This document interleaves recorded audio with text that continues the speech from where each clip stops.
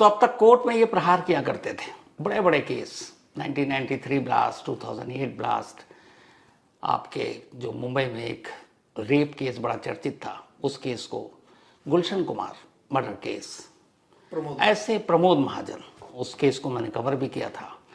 तो न जाने ऐसे कितने केस जिनकी कोर्ट में इन्होंने धज्जियां उड़ाई और इनकी एक अलग पहचान बनी।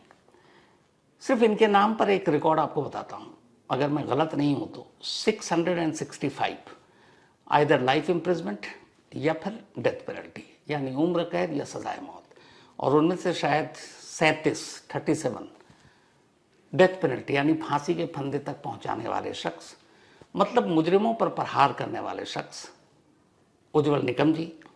बहुत बहुत स्वागत है आपका सर, धन्यवाद। Thank you so much.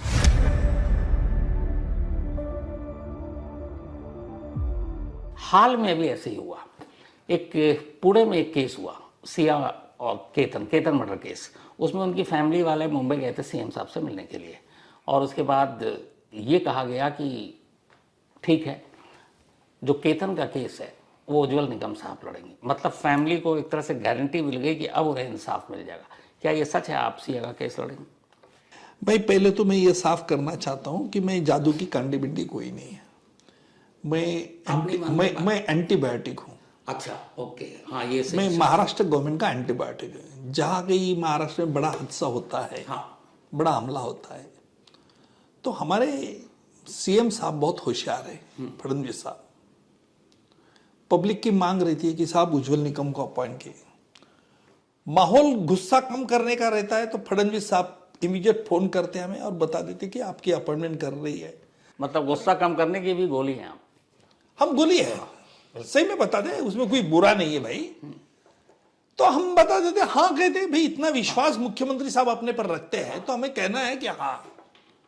तो फडणवीस साहब को मैं मानता इसलिए, वो is a very dynamic person, he knows कि कहां का प्लग कहां लगाना है, वेरी स्मार्टली ही हैंडल्स। तो इसलिए माहौल शांत हो जाता है। वैसे ही केस में हुआ, सिया के केस में मैं बंबई में था, ये इन्होंने कुछ अर्जी दी उनके पास, उसके पिताजी ने, हाँ, चेतन के, हाँ, अग्रवाल साहब, केतन के पिता ने जी। तो अर्जी दी। तो सीएम साहब का फोन आया, उज्जवल जी इनकी मांग है, आप ऐसा का। अभी इतने बड़े हाई प्रोफाइल मैटर सीएम साहब विश्वास रखते हैं, तो मैंने कहा हाँ करूंगा।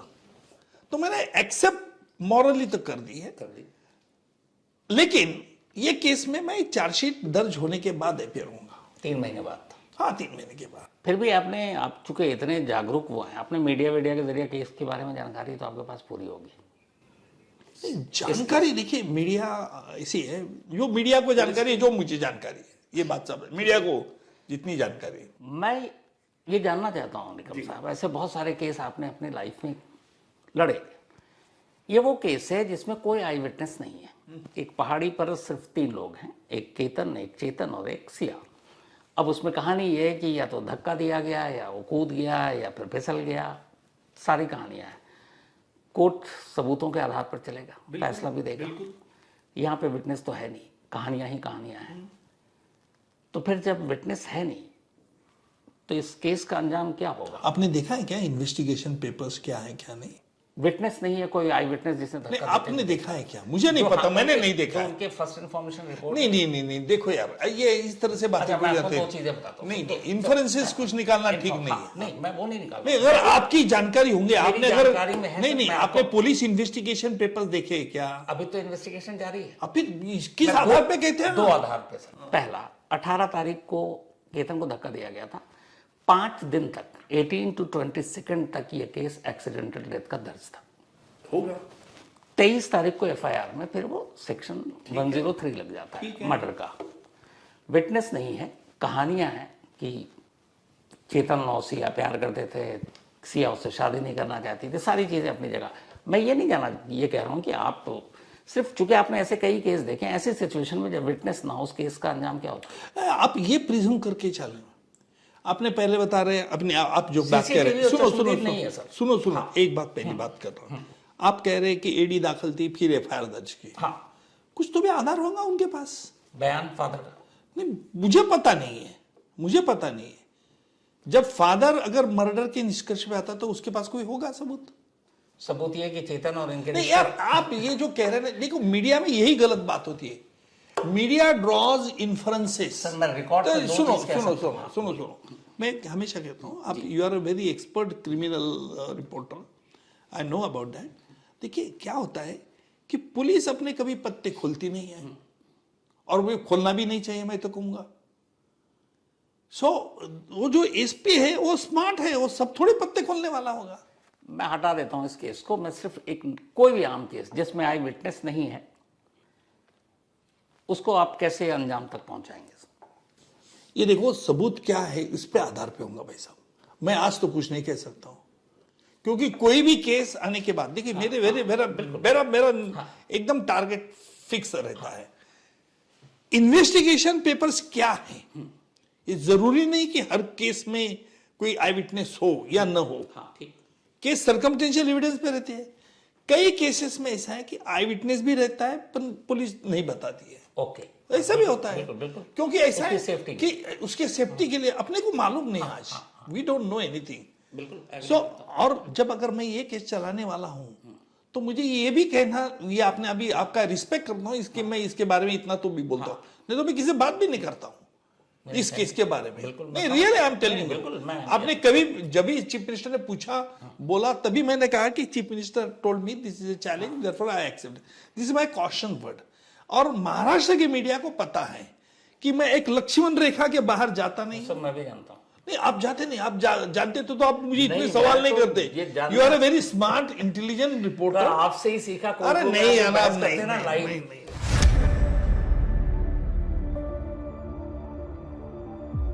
एक साल पहले केस हुआ था, सोनम रघुवंशी केस, इंदौर की एक थी जिसने हनीमून पे अपने हस्बैंड राजा रघुवंशी को मार डाला था। उसके बाद मेघालय पुलिस ने अरेस्ट किया, 9 महीने जेल में रही। उसके बाद लोअर कोर्ट ने उसे जमानत दे दी, फिर हाई कोर्ट ने दे दी, अभी मामला सुप्रीम कोर्ट में। जो मैं आपसे सवाल पूछ रहा हूँ, पहली चीज कि एक मर्डर केस में क्या 9 महीने के अंदर जमानत देना बड़ा नॉर्मल है? नंबर 2, जो इसमें लॉजिक दिया गया वो ये कि पहले आईपीसी था, बीएनएस हो गया। बीएनएस में टोटल सेक्शन 358 है, और मेघालय पुलिस की गलती से टाइपो एरर है, जो अपने एसजी साहब ने कहा, तुषार मेहता साहब ने, कि 403 लग गया, वो होना था 103। तो सिर्फ एक टाइपो एरर की वजह से कत्ल जैसे संगीन जुर्म में लोअर कोर्ट और हाई कोर्ट इस तरीके से जमानत दे सकती है? गलत को आप कैसे ले सकते? गलत है। अगर आप ये कह रहे हैं कि इस तरह से typo mistake to earn is a human thing, ये बात तो पहली है। Mistakes to be rectified and not to be ratified. अगर ये आपका रघुवंशी के केस में अगर गलती से ये एक 103 बदले में 403 आप बता रहे हैं, 403 लग गया, 403 लग, तो ये मिस्टेक है, ऑनेस्ट बोनाफाइड मिस्टेक, इसको तो नजरअंदाज करना चाहिए था। लेकिन कोर्ट ने कहा कि 403 है नहीं, इसका मतलब है सोनम को आपने बताया नहीं कि उसका क्राइम क्या। You are too technical. अरे बाकी तो बताया होगा ना, सेक्शन में नहीं बताया होगा 103, पर बाकी तो कंटेंट तो बताया होंगे। कंटेंट तो ये है ना कि मर्डर किया, ये बताया क्या नहीं। वकील साहब उनके यही कह रहे हैं कि हमें तो अपने क्लाइंट का क्राइम बताया ही नहीं। भाई फॉरगेट 10, ये जरूरी नहीं है कि 103 क्या 403 बताना चाहिए। अगर ये जिस बताया होगा कि आपने इसका मर्डर किया है, तो मर्डर तो आ गया ना। तो आपको लगता है जो 2 कोर्ट जमानत पे अभी बाहर है सोनम, क्या सुप्रीम कोर्ट सिर्फ टाइपो एरर की वजह से वापस ये फैसला? अगर ये आधार दिया होगा सेशन कोर्ट हाई कोर्ट ने कि टाइपो मिस्टेक 403 से है, वो तो माने ही नहीं होंगे। वो तो उन्होंने जब बेल दी, जमानत दी, तब ये लिखा होगा उन्होंने कि भाई ऐसा 403 में ऑफेंस ही नहीं, अन कैसा है, इसका ग्राउंड है, दैट इज रॉन्ग। क्या अगर जजमेंट में ये लिखा है कि अभियुक्त ने इसका मर्डर किया है और मर्डर के द्वारा ऐसी कट साजिश की है, तो 103 लिखो क्या न लिखो, 403 लिखो क्या मत लिखो, कंटेंट्स। पर सुप्रीम कोर्ट में पूरी बहस ही 403 और 103 पे हो रही है। बहस हो रही है तो तुषार मेहता जी ने कहा ना ये गलत मिस्टेक है। अगर तुषार मेहता जी ने ये भी बताया होगा, मुझे पता नहीं क्या आर्गुमेंट किया, कि भाई ये जो एफआईआर है, ग्राउंड्स ऑफ अरेस्ट जो लिखे हैं कि इसको अरेस्ट किया है कि मर्डर के इसमें किया है, तो इट्स ए मिस्टेक। गलती किससे नहीं होती है साहब? एक इस तरह का मर्डर जी, इतना मतलब हर तरफ चर्चा में भी हो, और किसी भी आप मर्डर को लेकर, क्योंकि हीनियस क्राइम में मर्डर तो आता ही है, 8-9 महीने में बेल मिलना मतलब एक नॉर्मल है, या ये लगता है कि कुछ अलग चीज है? नहीं, देखिए उसका रोल क्या था, हमें पता नहीं है उस केस का। जो अब तक की कहानी, चार्जशीट की कहानी, मैंने चार्जशीट इसकी पढ़ी। चार्जशीट हो गया कि फाइल? हाँ, चार्जशीट फाइल। अच्छा। उसमें चार्जशीट में ये है कि इसने 2 लोगों को हायर किया था, पैसे दिए थे, गन भी लिया था और ले जाके धक्का दे दिया इसलिए कि उसको ये लड़का पसंद नहीं था, लेकिन घर वालों से बताने में डरती थी और उसका एक किसी और के साथ अफेयर था। तो मेन आरोपी नंबर 1 चार्जशीट में, उसमें सोनम रघुवंशी का नाम, आरोपी नंबर 1। तो ऐसे केस में बेल, मैं ये जानना चाहता हूँ, आप टाइपो एरर छोड़ दीजिए, नॉर्मल। देखिए, अगर मैं मेरे कमेंट्स रिजर्व रखता हूँ, इसलिए रिजर्व रखता हूँ कि अगर साजिश का आरोप है तो साजिश के लिए क्या सबूत है?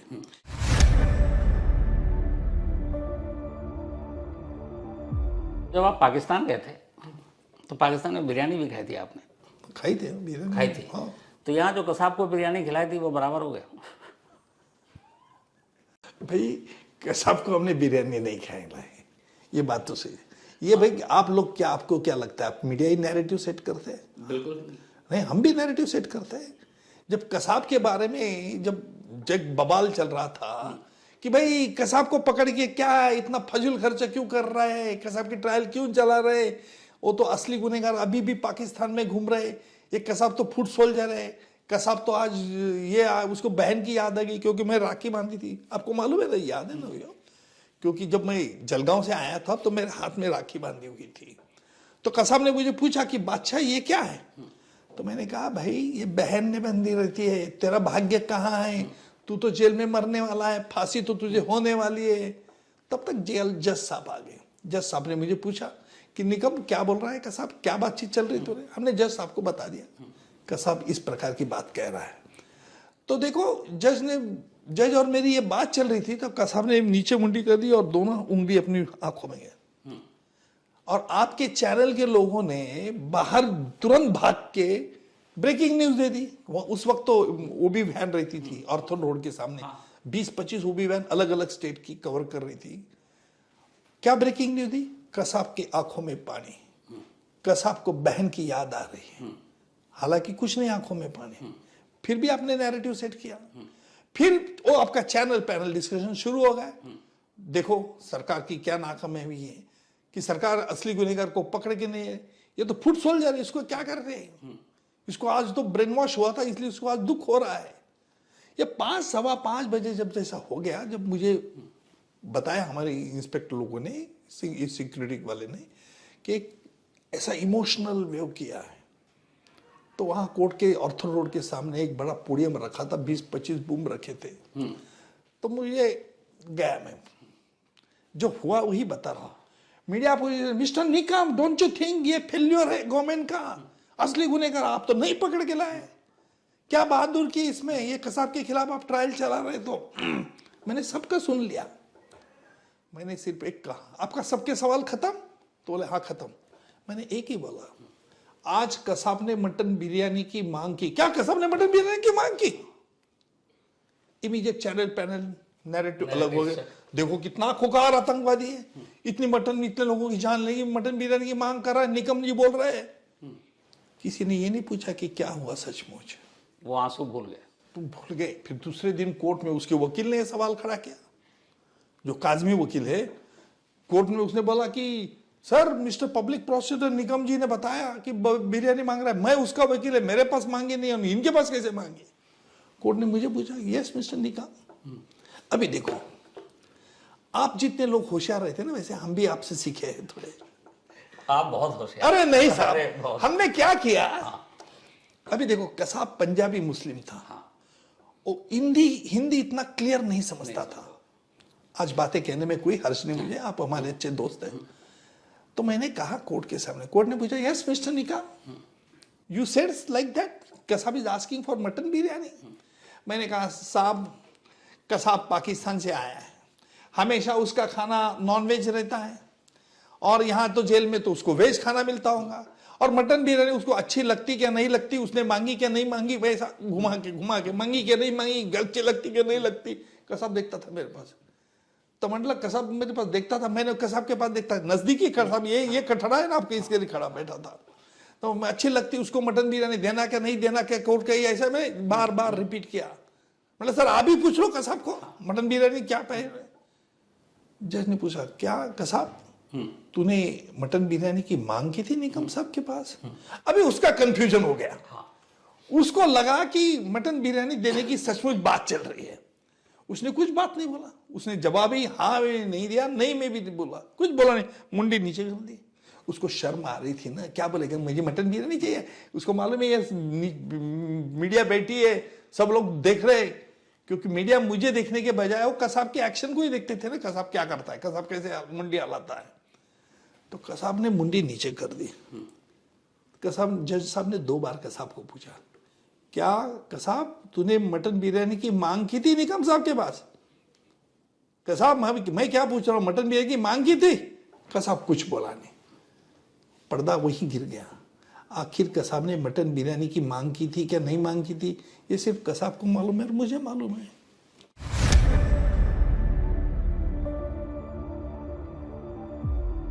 अच्छा निगम साहब, आप चूंकि सरकारी वकील हैं तो आपको सबसे पहले चार्जशीट पढ़ने का मौका मिलता है जो तैयार होती है। जब चार्जशीट आप पढ़ते हैं किसी भी केस का, ये मैं अपने लिए भी जानना चाहता हूँ, तो उस चार्जशीट में ऐसी कौन सी चीज़ है जिसको आप सबसे पहले ढूंढते हैं? नहीं, चार्जशीट के मैं पहले, देखिए, पहले तो पोस्टमार्टम नोट्स में देखता हूँ। पोस्टमार्टम नोट्स, उसकी वजह ऐसा है कि कॉलम नंबर 17 में जो एक्सटर्नल इंजुरीज है वो क्या लिखा हुआ है देखता हूँ, और फिर आई विटनेस रहे तो आई विटनेस की स्टोरी क्या और ये इससे मैच हो रहा है क्या नहीं। अच्छा, अगर आई विटनेस की स्टोरी मैच उससे नहीं हो रही तो एक तो आई विटनेस ज्यादा बना रहा है कि उसके ध्यान में नहीं आया है, क्यों लक्ष्य नहीं था, एक फिर वो आई विटनेस कॉन्सेंट्रेट बाद में। दूसरी बात यह है कि अगर सर्कमटेंशियल एविडेंस है तो चेन ऑफ सर्कमटेंसेस कैसे कनेक्ट होती है। तीसरी बात यह है कि कई बार मोटिव रहता नहीं, मारा क्यों इसके बारे में सबूत नहीं रहता। कानून यह कहता है कि आई विटनेस रहता तो मोटिव की जरूरत नहीं है, लेकिन सर्कमटेंशियल एविडेंस है तो motive plays an important role. बिल्कुल, मकसद होना चाहिए, मकसद होना चाहिए। पर मैंने यह भी देखा है कि सर्कमटेंशियल एविडेंस में कई बार इन्वेस्टिगेटिंग एजेंसी को मोटिव नहीं मिलता है, वजह अलग अलग होगी, लेकिन अगर मोटिव नहीं मिलता है तो इसका मतलब यह भी नहीं है कि आरोपी ने गुनाह नहीं किया है। So you have a convincing power to convince the जज। ऐसा है कि जज भी देखिए ह्यूमन बींग रहते हैं, कई बार उनको भी उनका ईगो ऑर्डर रहता है।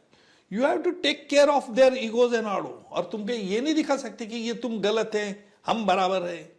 So it is a human psychology, you have to understand human psychology also. आपने अभी कहा सर्कमस्टेंशियल एविडेंस में मोटिव बहुत जरूरी होता है, क्योंकि आई विटनेस नहीं तो चलेगा। 2 एग्जाम्पल मैं आपसे पूछना चाहूंगा कि अगर वो आप होते तो क्या होता। एक बहुत मशहूर है आरुषि मर्डर केस, और दूसरा है निठारी, जिसमें 16 बच्चियों की मौत हुई थी, और आरुषि और हेमराज का। इसमें कोई विटनेस नहीं था, लेकिन मोटिव कभी क्लियर ही नहीं हो पाया, अलग अलग कहानियां आई। आपके हिसाब से ये 2 केस क्यों नहीं अपने अंजाम तक पहुंच पाए? क्योंकि आज भी आरुषि हेमराज का कातिल नहीं मालूम कौन है, आज भी निठारी में 16 बच्चों का कातिल कौन है मालूम नहीं, उसके दोनों केस सब बरी हो चुके, छूट चुके हैं। It's a big failure of the investigating agency. क्योंकि लास्ट सीन टुगेदर क्या है, जब आप जो आरुषि की केस बात कर रहे हैं, जिसमें वो जो खुली बंद थी, तब क्या हुआ, उसमें से क्या निकला क्या नहीं, ये बड़ी इंपॉर्टेंट चीज है। उसमें क्या है, मेरा मानना यह है कि इन्वेस्टिगेटिंग एजेंसी ने बड़ा ध्यान नहीं दिया।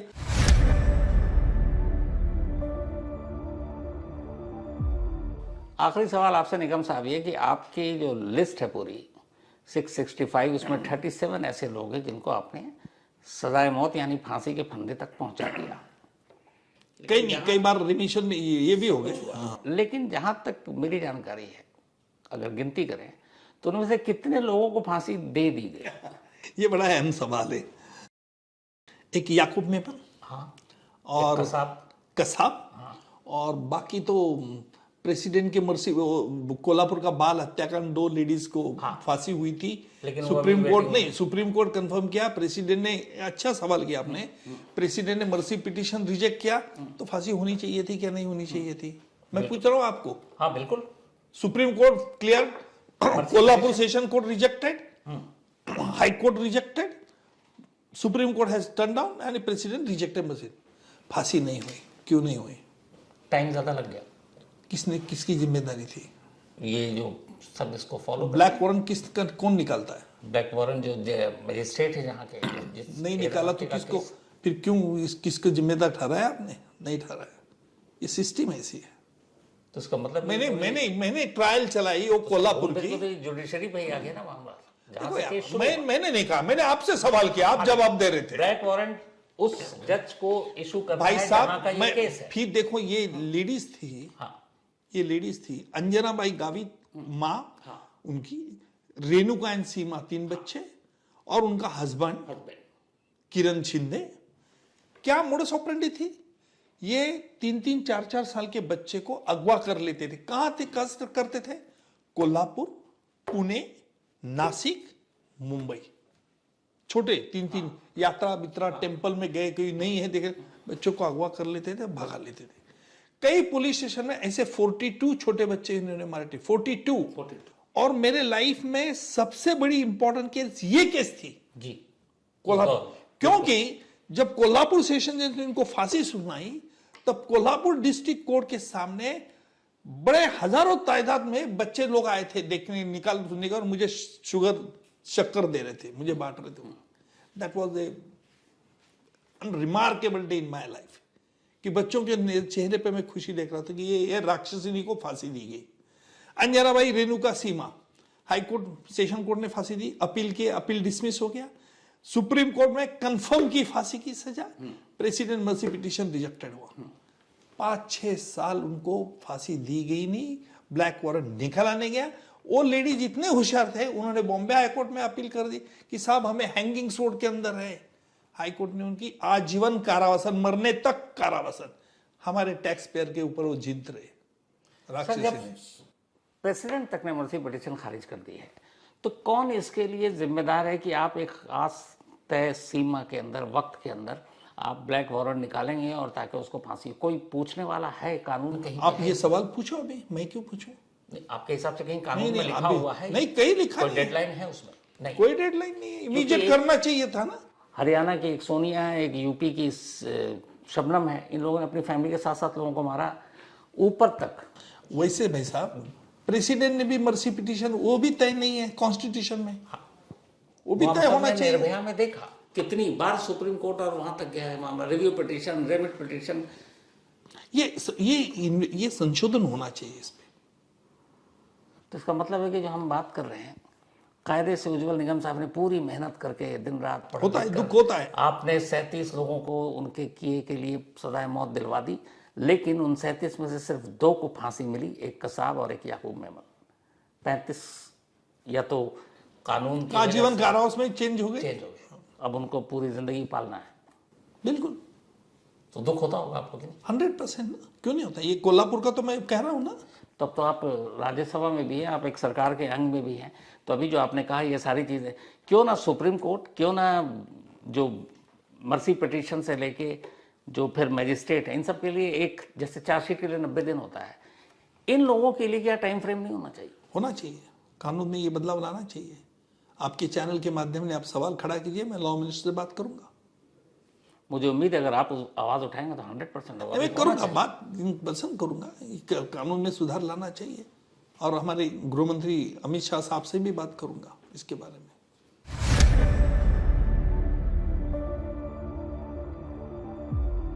कोर्ट में आप अब तक लड़ रहे थे, फिर पॉलिटिक्स में गए, फिर राज्यसभा सांसद हो गए, तो अब क्या फिल्म स्टार को भी, मतलब उनको भी पीछे पीछे छोड़ना है? क्योंकि अब आप पर्दे पे भी आपका एक नया रूप आ रहा है प्रहार फिल्म के जरिए, तो मतलब क्या कह के मानेंगे आप? कुछ छोड़ेंगे बाकी लोगों के लिए? अरे भाई साहब, मैंने तो प्रहार में कुछ काम नहीं किया, लेकिन मेरे पर बायोपिक आ रही भाई साहब। तो कमाल है ना, काम करना और जिसके ऊपर बायोपिक बनना, इन दोनों में समझ रहे हैं आप? देखिए, आपने कहा मेरे इंट्रोडक्शन में, आपने ऐसे ऐसे के चले, और आपके जैसे दोस्त लोगों को मेरा ये सुन के ऐसा लगा कि हम पिक्चर करेंगे, तो इसमें मेरा दोष है? मतलब और भी कुछ बचा है? नहीं, बचा है ना, क्या छोड़ा ही नहीं तो क्या बचेगा? आपके ऊपर बायोपिक बनना मतलब एक क्रिमिनल लॉयर जो हमेशा इन सारी चीज़ों के बीच उलझा रहता है, आपने जो भी आइडिया लेके आया, आपको लगा कि हाँ यार बननी चाहिए, या आपने पहले मना किया? क्योंकि ये भी जानता हूँ कि आप थोड़े से शाही शर्मीले इंसान भी हैं। नहीं, 3 साल, ये तो बात सच कहूँगा, क्योंकि आप क्राइम रिपोर्टर है, सच जानते, झूठ भी जानते हो। तो मैंने कभी सोचा नहीं था कि ये बायोपिक बनने वाली है। 3 साल पहले मेरे पास मैडॉक फिल्म्स वाले आए और जहां इसका डायरेक्टर है अविनाश, जो पाताल लोक बनाए जिसने, वो आए, उन्होंने मुझे पूछा कि निकम सर आपकी हमें बायोपिक बनाना। थोड़ा सा मैंने उनको डिस्करेज भी किया कि भाई मेरे इसमें क्या बायोपिक है, मेरे इसमें कोई ऐसा लव नहीं, स्टोरी नहीं, कोई ऐसी शादी हुआ, ऐसा हुआ, कोई डांस नहीं, गाना नहीं। अब क्या मेरा लाइफ तो क्या है, अगेंस्ट क्रिमिनल सामने देखा कि मैं कहता हूं तो बोला हाँ बना, हम सुनना चाहते सब केसेस। तो मैंने सुना है उनको केसेस, मुझे भी अच्छा लग रहा था कि मेरी तारीफ तो कर रहे भाई, आप जैसे अपने तारीफ की तो सुना है केसेस, जो भी है वगैरह। अभी उन्होंने उसमें से कितना लिया इसके बारे में मुझे जानकारी नहीं, लेकिन 7 अगस्त को प्रहार आने वाला, 7 अगस्त को प्रहार आने वाली, और ये आप लोग जरूर देखिएगा। Thank you so much, thank you, बहुत ही अच्छा लगा आपसे बात करके, मेरा ज्ञान बहुत बढ़े। Thank you. आज तक देश का सर्वश्रेष्ठ न्यूज चैनल